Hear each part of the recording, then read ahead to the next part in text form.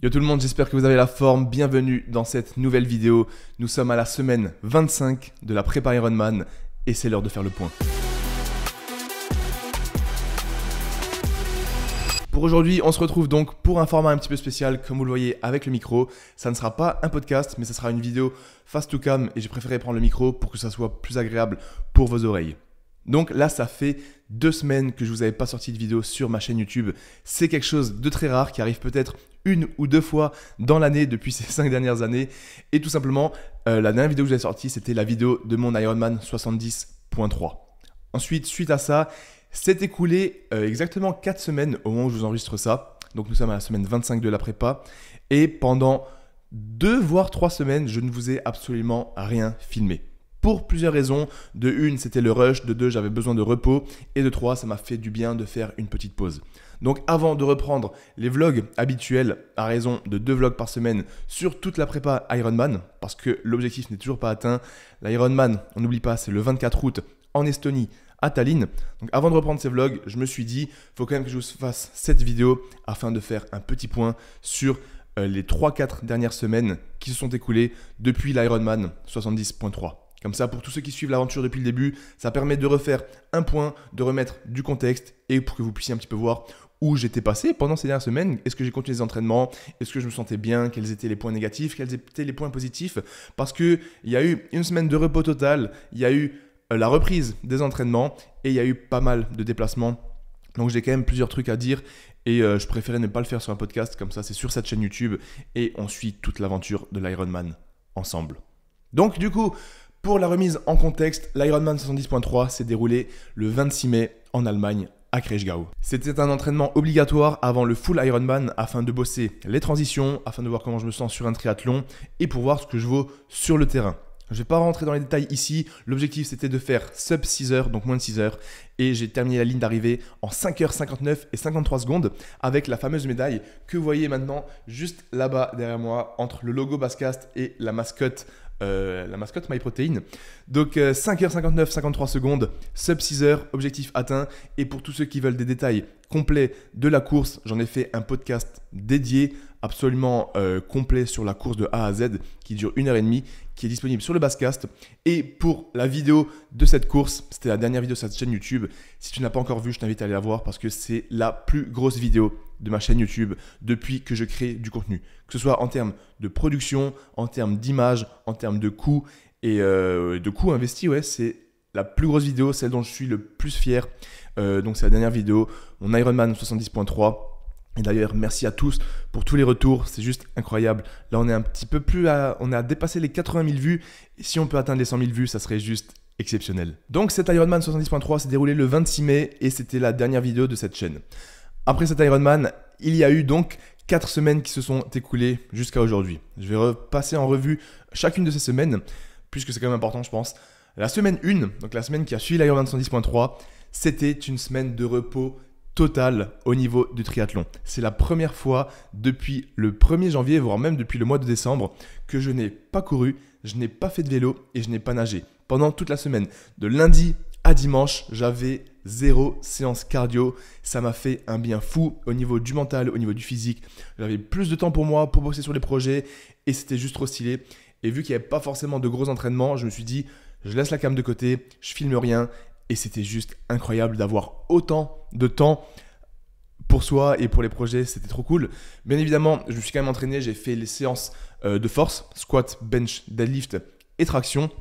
Et c'est plutôt cool parce que dans cette semaine, même s'il n'y avait pas de cardio, j'avais la fatigue quand même de l'Ironman 70.3 parce que c'était quand même une grosse course qui a duré 6 heures. J'ai pu, 4 jours après, faire des top 7. Donc au niveau du squat, j'ai pu faire 3 reps à 147,5 kg. Au développé couché, 3 reps à 130 kg. Et au soulevé de terre, 3 reps à 200 kg. C'était toujours dans la continuité de mon programme de force. Et valider ces top 7, notamment un triplé à 200 kg au soulevé de terre et un triplé à 130 kg au développé couché, ça fait super plaisir et ça montre que la force est toujours là, même juste après une course. Donc ça annonce du bon pour mon objectif Ironman et objectif de 600 kg sur le SBD. Donc voilà pour cette semaine 1, repos sur le triathlon, la force, j'ai continué et je me sentais super bien. Ensuite, la semaine 2, c'était la reprise progressive au niveau du triathlon, toujours en gardant la force à côté. Donc au niveau de la reprise progressive, la première séance que je vais refaire, c'était un run de 30 minutes. Donc extrêmement facile. La sortie longue course à pied, c'était 1h30, ce qui est quand même assez long pour une reprise. Et la sortie longue vélo, c'était 3h30 de vélo que j'ai pu faire en extérieur. Donc voilà, même si c'est une reprise, 1h30 de run et 3h30 de vélo, c'est quand même bien supérieur à ce que j'avais en sortie longue au tout début de la prépa. Donc là, je vois vraiment que j'ai passé un next level au niveau du niveau et au niveau de la prépa. Et cette semaine 2, du coup, c'était la reprise, donc je n'avais pas de fractionné. C'était une des premières semaines de la prépa où j'avais pas de fractionné course à pied et pas de fractionné vélo. Et ça, je peux vous dire que ça fait aussi du bien au moral et au physique, parce que le fractionné course à pied et le fractionné vélo, c'est des séances qui vous mettent dans le rouge, qui sont bien cardio et qui vous font comprendre ce que c'est la souffrance et la difficulté de la prépa. Donc voilà, sur cette semaine 2, j'ai nagé, j'ai repris la course à pied et j'ai repris le vélo. Et à côté de ça, j'ai eu mes 2 séances, squat, bench, deadlift et traction. Ensuite, semaine 3, qu'est-ce qui s'est passé? On réintègre les fractionnés course à pied, on réintègre le fractionné vélo, on continue d'avoir 2 séances de force, 2 séances de natation et une sortie longue course à pied, une sortie longue vélo. Donc là, ça y est, j'ai eu 2 semaines de pseudo-repos, on va dire. Et là, cette semaine 3, elle a repris directement dans le dur avec des gros fractionnés. Donc au niveau du fractionné course à pied, je me suis mangé un 12 x 500 mètres à allure 4 minutes 10 au kilomètre et 1 minute de repos. Donc 12 x 500 mètres, je vous avoue, quand j'ai vu ça sur le papier, je me suis dit que ça allait être super long. Ça m'a pris environ 50 minutes. Je l'ai validé, c'était cool. 4 minutes 10 au kilomètre, pour moi, c'est assez rapide, mais c'est que sur 500 mètres, donc ça se fait bien. Donc ça, c'est validé. Au niveau de fractionné vélo, c'était une séance de 1h35 de fractionné, avec notamment un 4 x 5 minutes à 220 watts. Là, je vous avoue que ça faisait un petit moment que je n'avais pas fait ça, donc ça m'a piqué pas mal au niveau des quadris, mais la séance a été validée. Et à côté de ça, la sortie longue de course à pied, c'était une sortie d'1h40, puisque la semaine d'avant, j'avais 1h30. Et la sortie longue vélo, c'était 4 heures de vélo, puisque la semaine d'avant, j'avais 3h30. Et 4 heures de vélo enchaîné avec 30 minutes de run pour toujours travailler la transition. Donc voilà, là on est quand même dans une grosse semaine avec quasiment 12 heures de triathlon. Et à côté de ça, j'avais de nouveau validé mes 2 séances de force, squat, bench, deadlift.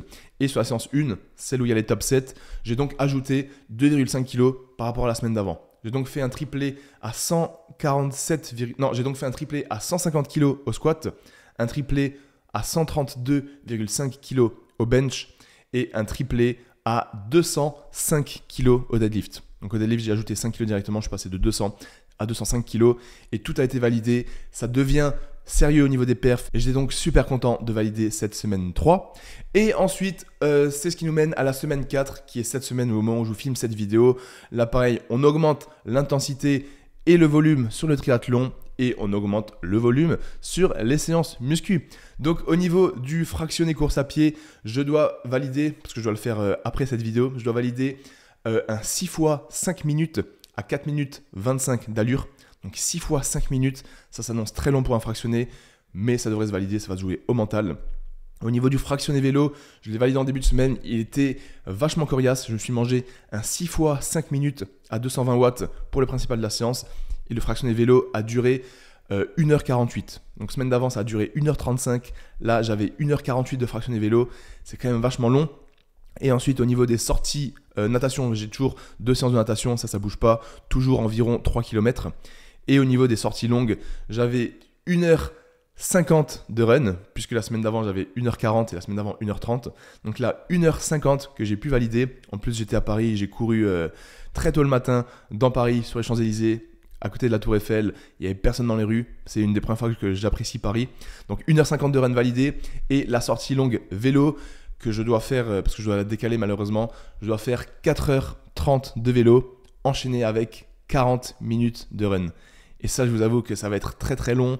Ça va se valider, il faut que j'aille dehors pour pas que ça soit trop chiant à l'intérieur. Mais donc voilà, pour le programme de cette 4e semaine, on est de nouveau dans le dur. Là, j'ai repris mes marques, j'ai plus aucun déplacement de prévu.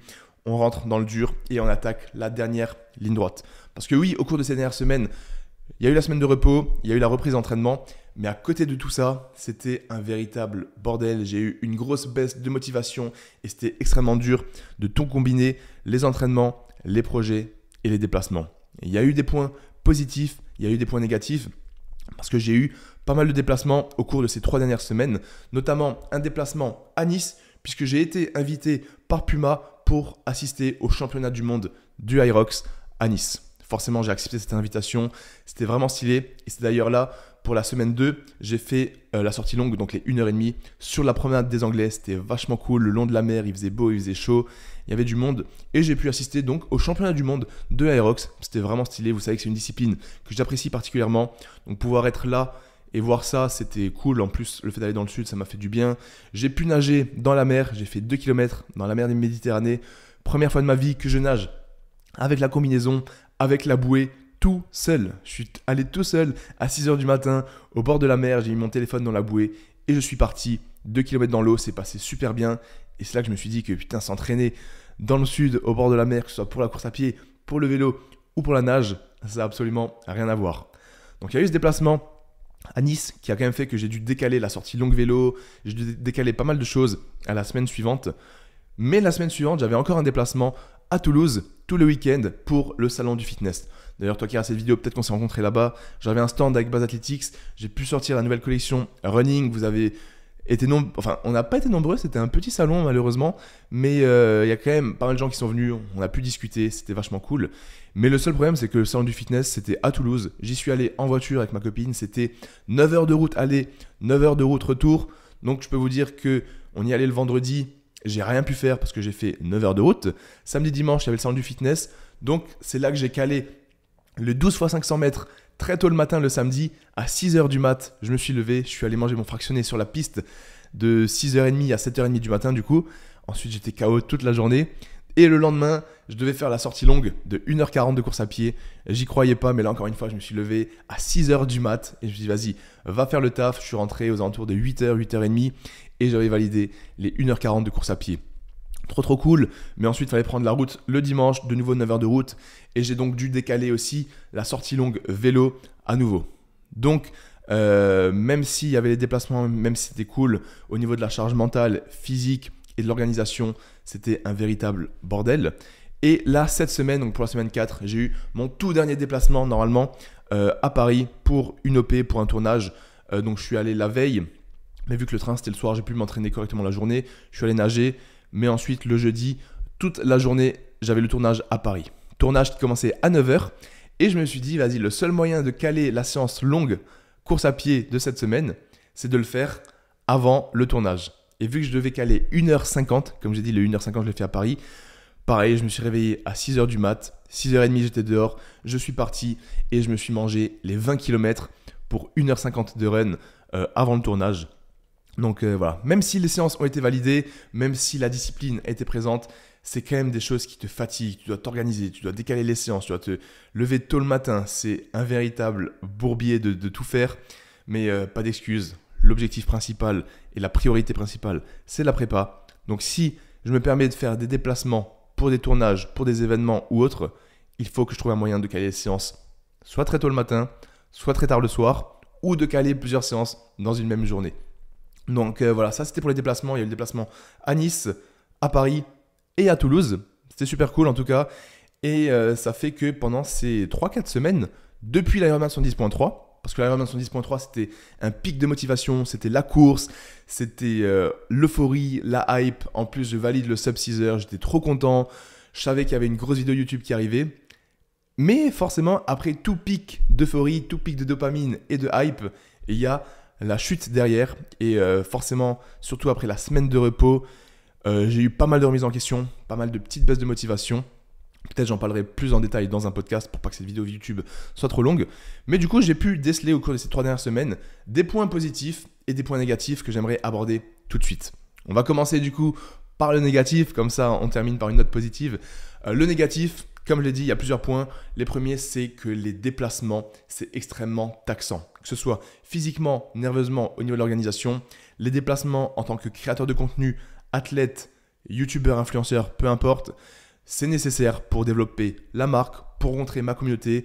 Vous savez, le salon du fitness de Toulouse, j'étais pas obligé d'y aller, mais j'avais à cœur de vous rencontrer. Pareil à Nice, j'avais à cœur d'organiser un petit running club. On était une petite dizaine, on a couru tous ensemble. C'était vraiment stylé. Et ces déplacements qui prennent de l'énergie, qui prennent du temps. Mais pour moi, c'est nécessaire de pouvoir que comment dire, pas garder les pieds sur terre, mais pouvoir vous rencontrer, pouvoir organiser des événements et pouvoir documenter tout ça à travers Instagram en story. Bien évidemment, pendant tous ces déplacements, c'est une des premières fois de ma vie que je n'ai pas pris la caméra parce que c'était déjà tellement le rush et le stress que ramener la caméra pour faire des vlogs, pour faire des montages et d'autres vidéos, ça aurait apporté encore plus de stress et de fatigue psychologique que je ne sais pas si j'aurais pu caler tous les entraînements et tous ces déplacements. Donc pour moi, c'était nécessaire de faire ces déplacements malgré les petits points négatifs que ça apporte. Le deuxième point négatif, c'est que au cours de ces dernières semaines, la motivation n'était pas toujours au top. Surtout sur la natation et le vélo, et notamment les sorties longues, mais aussi la motivation qui baisse à cause d'une certaine frustration sur certains projets qui n'avancent pas comme je le souhaite. Puisque quand tu te manges 3h30, 4h, 4h30 de vélo, ta journée elle est littéralement complètement coupée et j'ai pas le temps d'avancer sur les projets au niveau de mes coachings, de mes programmes, les projets au niveau de basse performance et base athletics. J'avance comme je peux, mais c'est sûr que le focus n'est pas à 100% au niveau du temps parce que forcément, je perds beaucoup de temps dans la journée au niveau de la récupération, au niveau de la préparation et au niveau de l'entraînement. Donc ouais, c'est sûr que j'ai souvent une petite frustration et c'est là que j'ai vraiment hâte que cette Ironman se termine, se valide pour pouvoir passer à la suite et avoir d'autres priorités. Parce que là, ça prend un temps monstre. On est à quasiment 15 heures d'entraînement par semaine, en plus de la préparation, en plus de la récupération, de la fatigue mentale. Donc, je peux vous assurer que quand ça sera fini, c'est limite, je ne saurais pas quoi faire. Donc là, j'ai hâte. Et aussi la motivation, comme je vous l'ai dit, qui baisse surtout sur le vélo et la natation. C'est des sports, comme je vous le dis depuis le début, pour lesquels je ne suis pas habitué. J'ai jamais nagé de ma vie, j'ai jamais fait de vélo de ma vie. Donc c'est pas ancré dans mon cerveau, c'est pas ancré dans mes habitudes et dans mon rythme de vie. Donc même si j'ai la discipline de le faire, parfois j'y vais à reculons. Et aller à reculons dans une discipline, que ce soit le sport, le travail, peu importe, c'est compliqué. Et quand tu ajoutes ça sur 25 semaines consécutives, parfois tu arrives à un stade où tu en as juste marre. Tu vois le planning, tu vois que tu dois aller faire 3 km de natation et 4 heures de vélo. Franchement, je me dis, ça me saoule. Ça me saoule à 1000%. Et tu procrastines, tu te dis, vas-y, j'y vais le matin à 8h. Vas-y, j'y vais à 10h. Vas-y, j'y vais à midi. Et au final, tu es obligé de le caler dans l'après-midi. Donc là, je vous avoue que il y a des jours, souvent, j'ai pas du tout envie de nager. Et j'ai pas du tout envie de faire le vélo. À la limite, la natation, je me dis, les séances, elles durent entre 1h, 1h10, grand max. Donc ça passe, même si j'ai pas envie, je sais que ça dure que 1 heure. Mais le vélo, te manger des sorties de 4 heures, 4h30, 5 heures là qui m'attendent, ça me saoule. J'ai beau sortir dehors, il y a beau faire beau, c'est trop long. Tu pars à 10h, tu rentres, il est 15h. Et en plus derrière, je dois encore aller courir pour la transition. Donc bref, la motivation n'est pas au top, mais c'est là que c'est important. C'est pour ça que je me suis inscrit là-dedans. C'est que je veux voir de quoi je suis capable, je veux voir à quel point la discipline prend le relais et je veux voir à quel point je peux être discipliné sur 10 mois quasiment de préparation pour valider le fameux Ironman parce que c'est quand même quelque chose. Donc je suis là pour ça, je ne suis pas du tout en train de me plaindre. Je dis juste qu'en ce moment, j'ai moins de motivation que pendant le mois de mars-avril. Donc voilà pour les petits points négatifs. Un dernier point qui n'est pas un point négatif, mais c'est quelque chose qu'il faut soulever, c'est que faire la préparation Ironman en même temps que la préparation force sur le squat, bench, le deadlift et aussi les tractions, il y a de grosses interférences et une grosse fatigue nerveuse. Je suis là pour ça, je suis là pour montrer ce que c'est les standards de l'entraînement hybride, montrer qu'on peut être performant en cardio, en endurance et en force. Donc, c'est pas du négatif parce que c'est ce que je veux, c'est du positif, mais gardez en tête qu'il y a des grosses interférences. Quand tu fais des grosses tractions lestées et que tu as des courbatures au dorsaux sur la natation, c'est dur.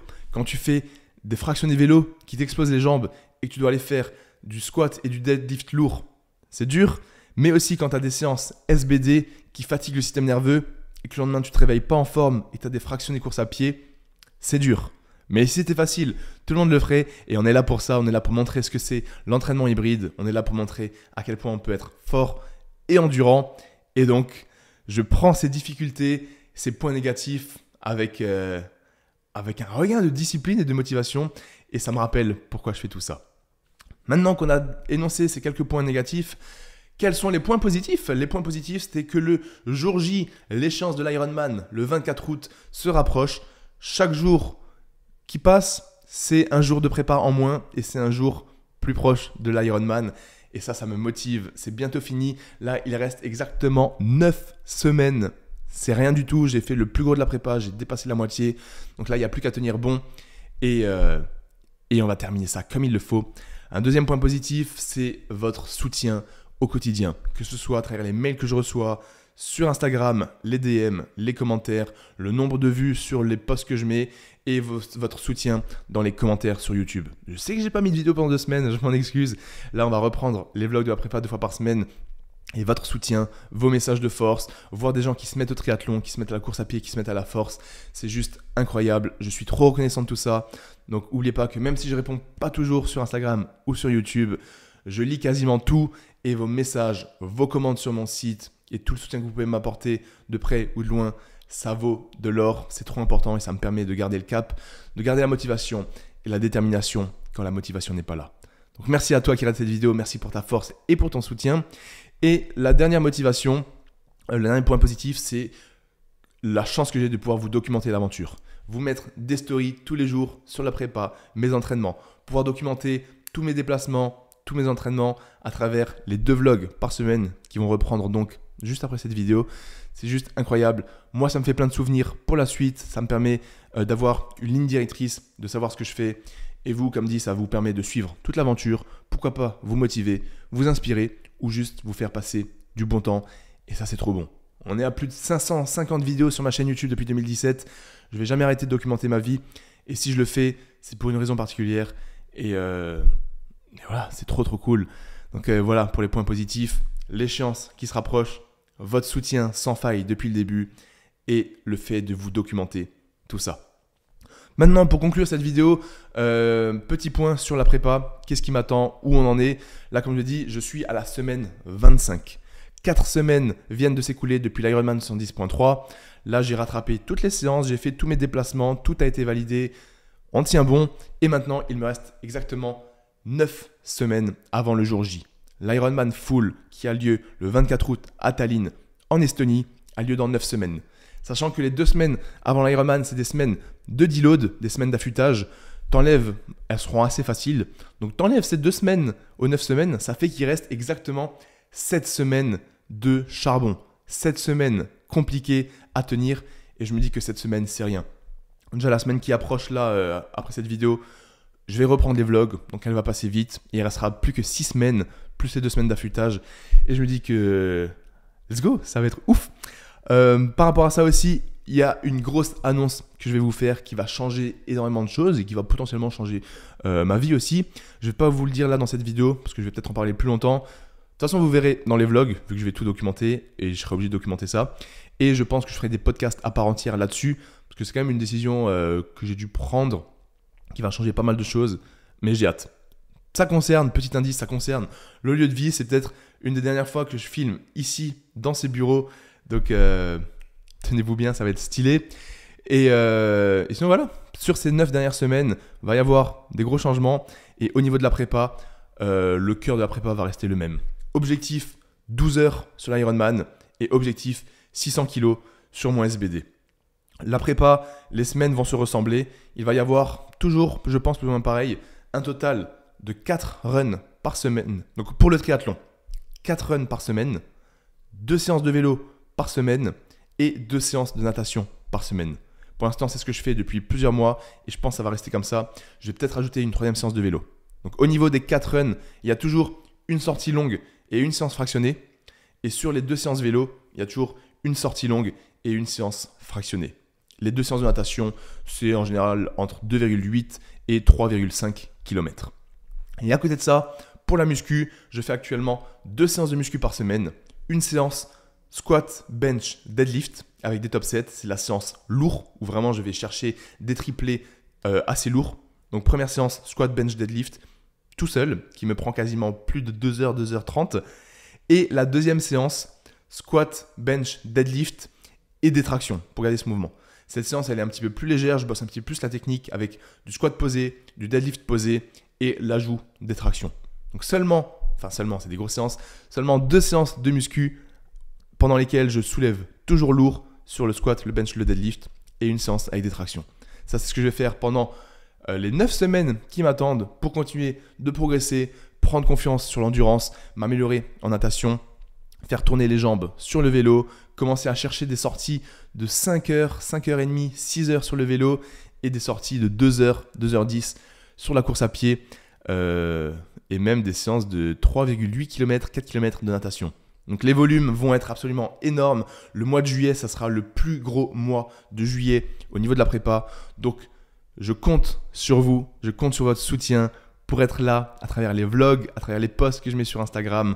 N'oubliez pas que plus il y a de commentaires, plus il y a de vues, plus il y a d'engagement, plus moi ça me soutient dans mes projets, plus ça me motive de continuer et plus ça me permet de vous faire de belles vidéos, de grosses productions, de beaux vlogs et de beaux podcasts. Donc je compte sur vous pour les prochaines semaines, les 9 dernières semaines de la prépa Ironman pour votre soutien sans faille, mais je sais que vous serez là parce que vous avez été là au cours de ces dernières années.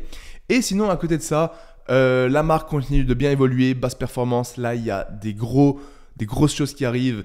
Je viens de lancer la gamme running. Au moment où vous voyez cette vidéo, vous avez sûrement pris parce qu'on est quasiment en rupture de stock. Donc, je vous mets les images ici. J'ai lancé les 2 débardeurs de run et les 3 shorts de run que je développais depuis très longtemps. Les débardeurs, c'est absolument des bangers, ils sont incroyables. La matière élastique, légère, elle est parfaite pour les runs. Et la semaine prochaine, il y a les débardeurs en coton qui sortent et les shorts d'entraînement plutôt faits pour la salle avec les débardeurs. Donc tout ça, ça arrive la semaine prochaine. Et la gamme running, si tu ne l'as pas encore eu, elle est actuellement dispo sur le site, mais bientôt en rupture. Donc faites vite. Et à côté de ça, il y a pas mal de prototypes qui sont en production. J'en ai reçu pas mal. Il y a vraiment un gros tournant de la marque qui est en train de se faire, beaucoup plus pour la gamme performance. Ça sera dédié à un podcast pour entrer plus dans le détail de ce côté entrepreneurial, on va dire. Mais en tout cas, gardez en tête que dans les 6 prochains mois, basse performance, vous allez kiffer, ça va évoluer et on sera là pour vous équiper pour la performance. Puisqu'on n'oublie pas le slogan, c'est Made for Performance et je serai là pour représenter ce slogan Made for Performance comme il le faut pour ces 9 prochaines semaines jusqu'à l'Ironman, montrer ce que c'est l'entraînement hybride, montrer qu'on peut être fort et endurant avec un bon cardio. Et une fois qu'on aura validé cet Ironman, parce que oui, on va le valider, c'est même pas une question de doute, je sais que le taf sera fait, donc on va le valider. Après ça, il y aura de très gros objectifs au niveau du sport, sur YouTube, au niveau des déplacements que je vais avoir et surtout avec la gamme basse performance. Donc voilà pour faire le point sur ces dernières semaines. Je pense qu'on arrive au bout. C'était une vidéo un petit peu différente, mais j'avais envie de faire ça avant de reprendre les vlogs. Parce que là, depuis janvier, j'ai repris les 2 vlogs par semaine. Je vous ai documenté absolument toute la prépa. Et je me suis dit, vu qu'il y a eu un petit creux là de 2 semaines sur YouTube, qui m'a fait absolument du bien après cet Ironman 110.3, avant de reprendre les vlogs, il fallait quand même que je remette du contexte. Où j'étais passé, qu'est-ce qui s'est passé, pourquoi j'ai arrêté les vidéos. Donc voilà. Là, cette vidéo marque la dernière ligne droite de la prépa. 9 semaines avant ta ligne. On reprend les 2 vlogs par semaine. Je vais tout vous documenter. On reprend, je vais essayer, je garantis rien, un podcast par semaine. Donc si vous n'êtes pas abonné, ça se passe sur YouTube. Le Basscast est aussi dispo sur toutes les plateformes d'écoute, Spotify, Google, etc. Donc voilà, on arrive à la fin de cette vidéo. Merci pour la force, merci pour le soutien. Et si vous n'avez pas vu la dernière vidéo, celle de mon Ironman 110.3, je vous invite à aller la voir, à mettre un petit commentaire, un petit pouce bleu. Et si vous voulez me soutenir à 1000%, ça se passe dans la description. Il y a tous les liens qu'il faut. Le lien pour MyProtein avec le code BASE, ça me permet de toucher une petite commission et de soutenir dans les projets. Le lien vers Base Athletics, ma marque de vêtements, qui est mon petit bébé, qui est le projet ultime de ma vie. Et les liens vers mes programmes. Vous trouverez tout ça dans la description. Merci pour la force. Grosse force à vous aussi pour tous vos entraînements, tous ceux qui sont en prépa, marathon, 10 km, semi-marathon, Ironman, tous ceux qui préparent des compètes de force, de bodybuilding ou même qui font du sport pour le bien-être. Vous êtes des machines, lâchez rien, on est ensemble. Prenez soin de vous et le taf est fait. Merci d'avoir regardé jusqu'au bout et on se retrouve mercredi pour un nouveau vlog. La prépa continue.